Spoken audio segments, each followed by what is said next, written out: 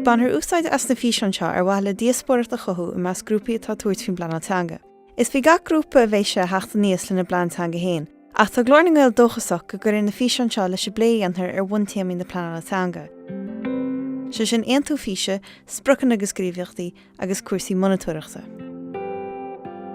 Mar a pléú sa géadaí sin, tá sé tábhachtach físe legan síos ag túsa froises.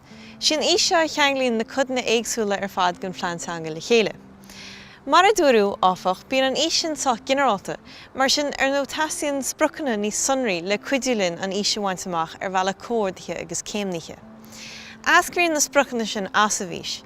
Go teoiriciúil, bunan baint amach na Spriocanna leog agus fíorú na físe.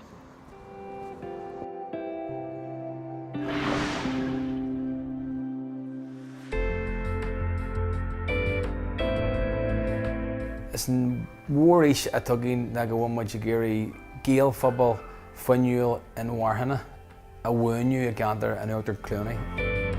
Tá Spriocanna téimiúil a gin a lugan amach cádaíad in áit an bhfuil an bhéim a gin sa bhí muid a plé chuid mhór le teolaí, muid a plé le obaráige go smir a pátí seo a teach fríd le géarchúiseáin ach na námhaigh fáil úsid nó fémar bí leis an teanga in éile hané a trín ar a gúnan gadaí na scoile.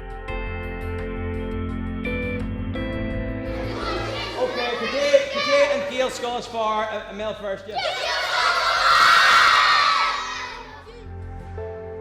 Tá muid a plé le idirchas inta pobail, le rangan na Gaeilge mar chuid amháin sin agus idirchas ar an bhealach is leithne, agus tá muid a plé fásta le tionscadal sóisialta, agus is dóil am na agann na Gníomhaíochtaí.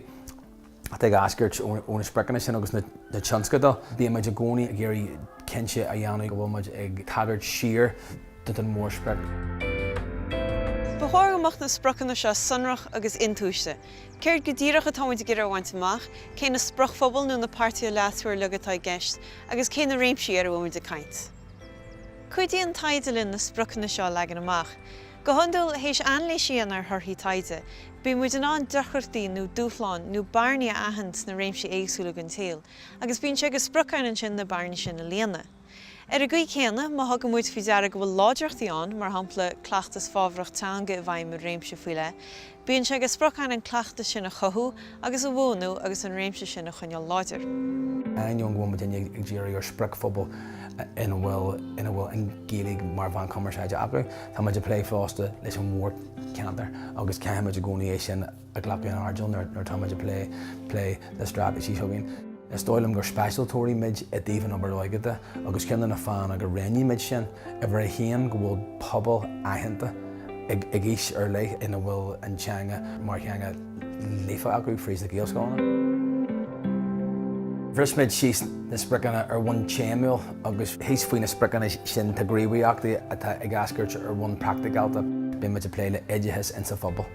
Agus ag ascairt ón téama sin maidide le idirchas insa pobail, bíonn tionscadal pobail a gin a ag plé chuid mhór le úsid thuisialta na teanga a chur chun ceann. Chuideachú sin a dhéiríonn ar thuisiúda tá Gaeilge sealbhí acu Hannah héan mar cheanga lífa, agus chuideachú fásta a ddéirí ar ólamneoirí. Nuair a bhíonn na Spriocanna socraí, caithfidh muid Gníomhaíochtaí a legan amach le cuidiúlinn na Spriocanna bhaint amach. Mullen na sainiolaithe aghuairt ar thrí réí faoile mar chuid go aon idir gháil teanga, sé sin cumas teanga, cleachtas teanga agus dearcha teanga. Tá cumas teanga intice an bhfuil an duine nó na daoine in an Gaeilge labhairt. Ban an cleachtas teanga leis a go an núsáid muid teangacha, agus dearcha teanga leis na rudaí a chreidir muid faoi hangacha. Ar nó tá baint ag na trí réí seo le chéile, agus is chá go bhain go le bhaimar thó leog má tá aonrá le bhéir blan teanga.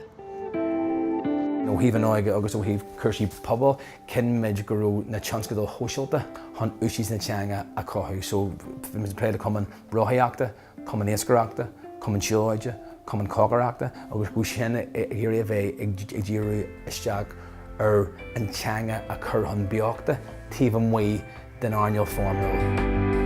Ní déanann chuid bhfuir amachtaí teirlí inta ceantar, but a lá na daoine a bheith teach thugainn, bhí bearla acu.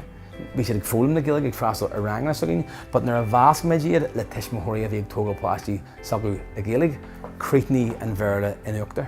So ceann rudí a rimid na gur bhainaí méid mogul a bhainnim si agus cí, a bhí an seo go seachtain ar an cédainn agus ní ró curú ag bearlóirí higamrad agus an amna bíon daoine mé compar dat sin, but is cinú the practical the fíorúsáideach a bhíon ónar daobh si de, mar bhí muid a fáile amach gurú gá luch feiceanna éagsúlainn. Agus Gníomhaíochtaí áránú, caithear suoine ní amháin dheis na úsáide agus fólamh teanga tholáthar, a chuir spreagthaí chomh maith. Se sin ceachaí is spreagchar an pobail le freastal le ranganí nó imeachtaí nó rudí gon cheangal sin. Chomáile sin caithear suointú ar struchtúr tacaíocht a chuí, le cinnte gur féidir na Gníomhaíochtaí a chur bhaim go héifeachtach. Beidir go méid cuasaí taistil le socrú nó cineirí le fostú, tá sé tátacht na rudí sin ar fad a honrú sa bhlean teanga. Moltar na pointe seo leannas a chlúdach mar chuid go gach gníomhaíocht sa bhlean teanga. Aim agus chuirtí is bachta ar mé gceist, an taobh éis freagargas agus na páirtí leathuair leog, an tréimhse feidhmiúchan agus an costa sa bhés a gceist, agus an mó monitúireachta. Má tá caidean na imeachtaí ard agus má tá an cur thuige, pleanáilte, cóthailte agus bunaithe ar Spriocanna atá leogtha amach ar bhain sráith tá má déine deangaíonn sin an taithí a tugann go bhfuil ábhad daoine a bhhail isteach.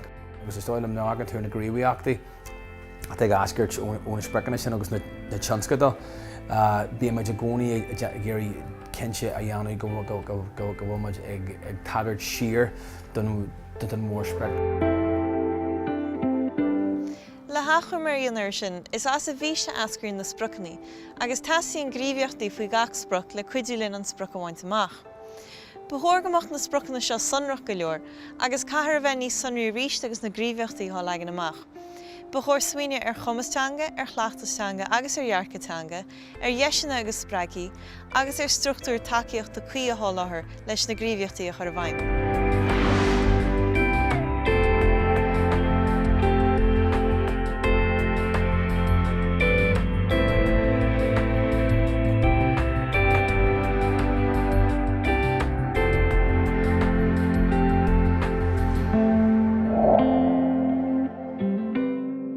Déan teagháil le Glór na nGael le tuile eolas, cuidiú agus treoir maidir leis pleanála teanga.